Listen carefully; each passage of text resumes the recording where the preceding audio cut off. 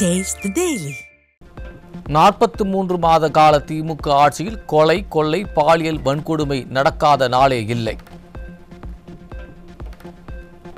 43 மாத திராவிட முன்னேற்ற கழக ஆட்சியில் தினந்தோறும் கொலை, கொள்ளை, பாலியல் கூட தொடர்ந்து நடந்துக்கிட்டே இருக்குது. நடக்காத நாளே இல்லை. குறிப்பாக சிலவற்றை மட்டும் நேரத்தில் குறிப்பிட விரும்புகிறேன்.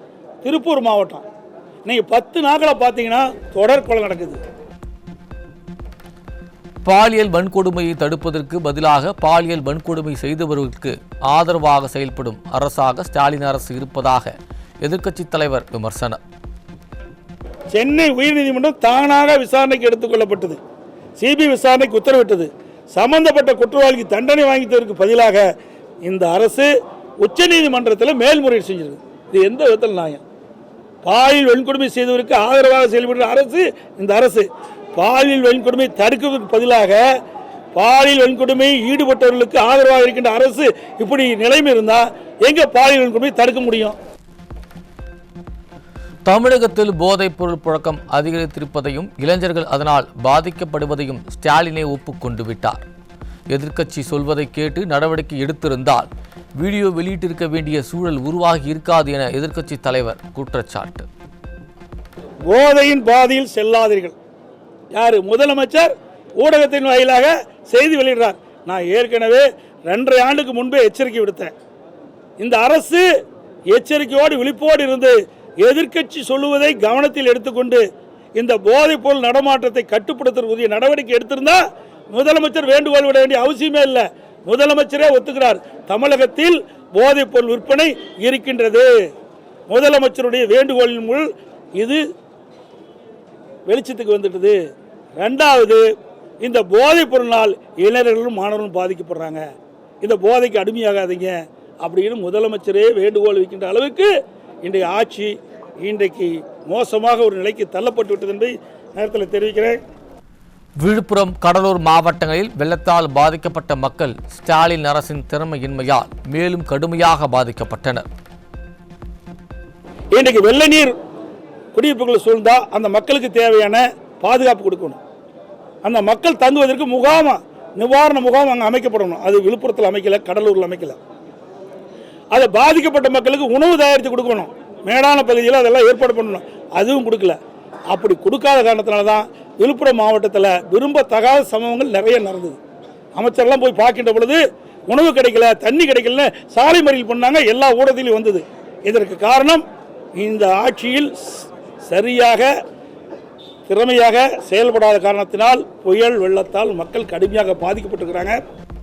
ஸ்டாலின் அரசு முன்னெச்சரிக்கை நடவடிக்கை எடுக்காததால் மிகப்பெரிய பாதிப்பு ஏற்பட்டிருப்பதாக எதிர்க்கட்சித் தலைவர் எடப்பாடி கே பழனிசாமி ஆதங்கம்.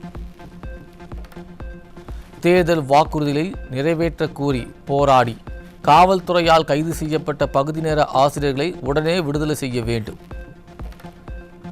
2021 சட்டமன்ற பொதுத் தேர்தலின் போது திராவிட முன்னேற்ற கழக தேர்தல் அறிக்கையில் 181வது அறிவிப்பில் சொல்லியிருக்கிறாங்க.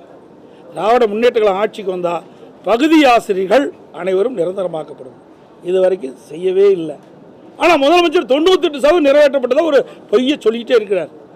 ஆக இன்றைக்கி அந்த போராட்டத்தில் இறங்கியவர்களாம் இன்றைக்கு கைது செய்யப்பட்டு ராஜரத்னம் ஸ்டேடியத்தில் வச்சிருக்கிறாங்க. பொய் வாக்குறுதிகளை கொடுத்து அரசு ஊழியர்கள், ஆசிரியர்கள், பொதுமக்கள் என அனைத்து தரப்பு மக்களையும் ஏமாற்றிய ஸ்டாலின் அரசுக்கு மக்கள் தக்க பாடம் புகட்டுவார்கள் என எதிர்க்கட்சித் தலைவர் திட்டவட்டம். தேர்தல் அறிக்கையை நம்பித்தான் மக்கள் வாக்களித்து நீங்கள் ஜெயிச்சிருக்கிறீங்க. எந்த தேர்தல் அறிக்கையுமே நிறைவேற்றலை. முக்கியமான தேர்தல் அறிக்கையில் எதுவுமே நிறைவேற்றலை. அத்தனையும் பொய். அரசு ஊழியர்களுக்கு கொடுக்கப்பட்ட வாக்குறுதி நிறைவேற்றலை. பகுதி ஆசிரியர்களுக்கு கொடுக்கப்பட்ட வாக்குறுதி நிறைவேற்றலை. இன்னும் பல வாக்குறுதி கிட்டத்தட்ட 525 அறிவிப்புகள் வெளியிட்டிருக்கிறாங்க. அதில் ஒரு 10% அறிவிப்புகள் தான் நிறைவேற்றியிருக்கிறாங்க. முக்கியமான அறிவிப்புகள் எதுவுமே திராவிட முன்னேற்ற அரசு நிறைவேற்றப்படவில்லை. இதெல்லாம் 2026 வருகின்ற சட்டமன்ற தேர்தலில் எதிரொலிக்கும். சட்டமன்றத்தில் எதிர்க்கட்சித் தலைவர் எடப்பாடி கே பழனிசாமி உரையாற்றும் போது நேரலையை துண்டித்து அராஜகம் செய்த ஸ்டாலின் அரசு.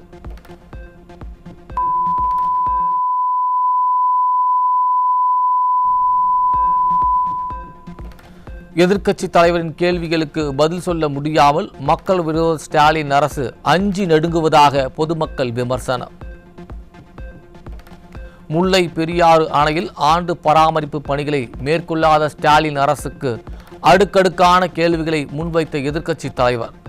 மதுரை டங்ஸ்டன் சுரங்க விவகாரத்தில் பதில் சொல்ல முடியாமல் திணறி அம்பலப்பட்ட திராவிட மாடல் மீண்டும் அம்பலப்பட்டு விடுமோ என்ற அச்சத்தில் நேரலையை துண்டித்து அராஜகம். அமைச்சர் துரைமுருகன் மத்திய அமைச்சருக்கு எழுதிய கடிதத்தில் மதுரை டங்ஸ்டன் சுரங்கம் அமைக்கக்கூடாது என்று வலியுறுத்தவில்லை. அவர் எழுதிய கடிதம் மத்திய அரசுக்கு, மத்திய சுரங்கத்துறை அமைச்சருக்கு எழுதிய கடிதம் நீர்வளத்துறை அமைச்சர். இக்கடிதத்தில் அரிய வகை கனிமங்கள் ஏலமிடும் உரிமையை மாநில அரசுக்கே வழங்க வேண்டும் என்றுதான் கோரியுள்ளாரே தவிர அரிய வகை கனிமங்கள் ஏலமிடுவதை தடை செய்ய வேண்டும் என்றோ கனிம சுரங்கங்கள் விதிகள் திருத்தச் சட்டம் 2023 திரும்ப பெற வேண்டும் என்றோ குறிப்பிடவில்லை. மேலும் தமிழகத்தில் மதுரை மாவட்டத்தில் டங்ஸ்டன் சுரங்கம் அமையக்கூடாது என்று வலியுறுத்தல, எதையுமே சொல்லல. ஸ்டாலின் அரசு தாங்கள் செய்த தவறை மறைக்க நாடகங்களை நடத்தி மக்களை குழப்பி அதிமுக மீது அவதூறு பரப்புவதாக எதிர்க்கட்சி தலைவர் குற்றச்சாட்டு. ஆனால் இதையெல்லாம் திரித்து மக்களிடத்தில் குழப்பத்தை ஏற்படுத்தி இவர்கள் செய்த தவறை மறைப்பதற்காக எங்கள் மீது அம்மாண்டமான குற்றச்சாட்டை முதலமைச்சர் வலைதளமாக வெளியிட்டது கண்டிக்கத்தக்கது. ஆண்டுதோறும் 100 நாட்கள் சட்டமன்ற கூட்டத்தொடர் நடைபெறும் என்கின்ற வாக்குறுதியை ஸ்டாலின் அரசு நிறைவேற்றவில்லை. திரு ஸ்டாலின் அவர்கள் திராவிட முன்னேற்ற கழக தலைவராக இருக்கும்போது, எதிர்க்கட்சி தலைவராக இருக்கும்போது 2021 சட்டமன்ற பொதுத் தேர்தல் போது தேர்தல் அறிக்கையில் வெளியிட்டார். அப்போ ஒவ்வொரு ஆண்டும் சட்டமன்ற கூட்டத்தொடர் 100 நாட்கள் நடைபெறும் என்று தெரிவித்தார். எல்லா பத்திரிகைகள் ஊடகத்திலையும் அவருடைய தேர்தல் அறிக்கை வெளியில் வந்தது. அண்மையில் அவர் ஊடகத்திலையும் பத்திரிகையிலையும் அறிக்கையின் வாயிலாக சொல்லுகின்ற பொழுது நாங்கள் அறிவிக்கப்பட்ட தேர்தல் அறிவிப்பில் 98% நிறைவேற்றப்பட்டதாக சொன்னார்.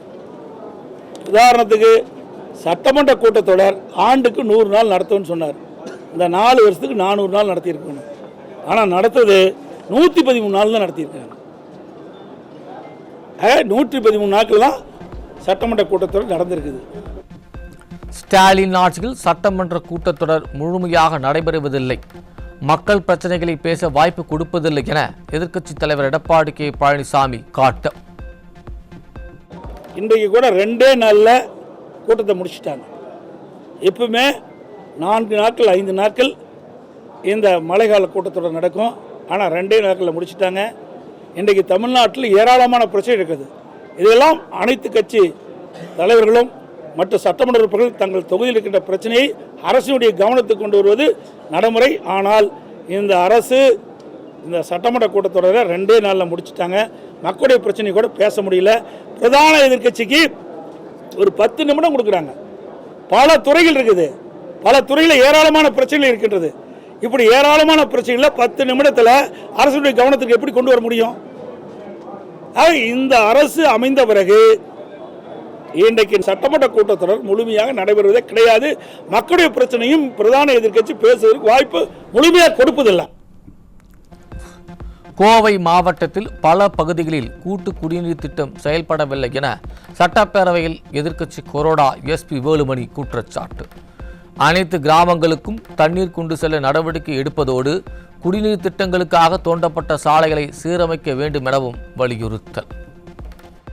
பல பகுதிகளில் அந்த கூட்டு குடிநீர் திட்டத்துடைய பலன் கிடைக்கவில்லை, பல பகுதிக்குள்ள தண்ணீர் போகவில்லை. அதே போல இது டிசைன் பண்ணும்போதே எக்ஸஸ் வாட்டர் கிராமங்களுக்கு செல்ல மாதிரி பண்ணுச்சு. அதையும் விரைவாக அந்த குடிநீர் போவதற்கு ஏற்பாடு செய்ய வேண்டும் என்பதை கேட்டு, அதே போல கூட்டு குடிநீர் திட்டத்திலையும் அதே போல யூஜிடியும் செய்யப்பட்ட அந்த பைப் பதிச்சு இந்த சாலைகள்லாம் பழுதடைந்திருக்கிறது. இதுக்கு ஏற்கனவே கவனத்துக்கு கொண்டு வந்திருக்கிறோம். அதையும் உடனடியாக சரி செய்ய வேண்டும். தமிழக அரசு இதுவரையில் 8 லட்சம் கோடி ரூபாயை கடனாக பெற்றுவிட்டு தற்போது மேலும் கடன் பெறுவது தமிழக மக்களுக்கு பெரும் பாதிப்பாக அமைந்துவிடும். அதிமுக சட்டமன்ற உறுப்பினரும் முன்னாள் அமைச்சருமான தங்கமணி சட்டப்பேரவையில் குற்றச்சாட்டு. கள்ளச்சாராயம் குடித்து உயிரிழப்பவர்களுக்கு 10 லட்சம் ரூபாய் தரும் தமிழக அரசு இயற்கை பேரிடரின் போது உயிரிழப்பவர்களுக்கு 5 லட்சம் மட்டுமே தருகிறது. தமிழக அரசு மீது அதிமுக சட்டமன்ற உறுப்பினரும் முன்னாள் அமைச்சருமான தங்கமணி குற்றச்சாட்டு. அதிமுக ஆட்சியில் கொண்டு வரப்பட்ட குடிமராமத்து திட்டம் அருமையான திட்டம் என புகழாரம் சூட்டிய அமைச்சர் துரைமுருகன். கடந்த அதிமுக அரசு மக்களுக்கான அரசு என்பது அமைச்சரின் பேச்சால் மீண்டும் நிரூபணம். டங்ஸ்டன் சுரங்க ஏல விவகாரத்தில் அதிமுகவும் நாடும் தவறிழைத்து விட்டதாக அபாண்டமாக குற்றம் சாட்டியிருப்பதற்கு அதிமுக நாடாளுமன்ற உறுப்பினர் தம்பிதுரை கடும் எதிர்ப்பு. சுயநலத்தின் விளைநிலமாகவும் ஊழலின் ஊற்றுக்கண்ணாகவும் மிகவும் சாமர்த்தியவாதியாகவும் திகழும் திமுக தலைவர் ஸ்டாலினுக்கு கடும் கண்டனம். சுயநலத்தின் விளைநிலமாகவும் ஊழலின் ஊற்றுக்கண்ணாகவும் மிகவும் சாமர்த்தியமாகவும் திகழும் திமுக தலைவர் தமிழகத்தின் முதல்வர் திரு மு.க. ஸ்டாலின் டங்ஸ்டன் சுரங்க ஏல விவகாரத்தில் அனைத்திந்திய அண்ணா திராவிட முன்னேற்ற கழகமும் நாடாளுமன்ற உறுப்பினராக நானும் தவறு இழைத்து விட்டதாக அபாண்டமான குற்றம் சாட்டியிருப்பது முதலில் என் கடும் கண்டனத்தை எதிர்ப்பையும் தெரிவித்துக் கொள்கிறேன். 2G ஊழலை போல ஏல முறையை புறக்கணித்துவிட்டு தாங்களே டங்ஸ்டன் சுரங்கத்தை கொள்ளையடிக்கலாம் என்ற எதிர்பார்ப்பில் நின்ற திமுக உண்மை வெளிப்பட்டதும் பொறியில் சிக்கிய எலியாக மாட்டிக்கொண்டதாக அதிமுக மாநிலங்களவை உறுப்பினர் தம்பிதுரை விமர்சனம். 2G ஸ்பெக்ட்ரம் ஊழலை போல ஏல முறையில் புறக்கணித்து விட்டு முதல் வந்தவர்களுக்கே தருவேன் என்று அன்று திமுக மத்திய அரசு அங்கமணித்து திமுக அரசு செய்த ஊழலானது நாடே அறிந்த ஒன்றாகும்.